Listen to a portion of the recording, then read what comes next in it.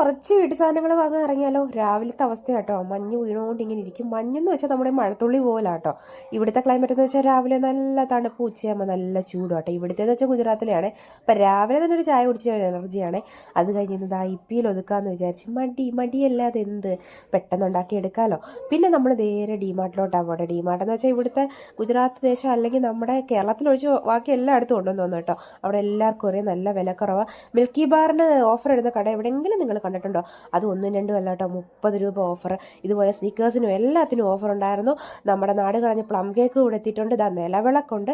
ഗുജറാത്തി മലയാളികൾക്ക് വേണ്ടി നിലവിളക്ക്. നമ്മുടെ ഗുജറാത്തികൾ ഇതാ ഇങ്ങനെ നിലവിളക്ക് കത്തിച്ച് വെക്കുന്നത് ഞാൻ ഇതുവരെ കണ്ടിട്ടില്ല കേട്ടോ. അപ്പോൾ നിലവിളക്ക് കണ്ടപ്പോൾ എനിക്ക് അത്ഭുതമോ, നാട്ടിലെ ഇവിടെ എത്തിയോന്ന്.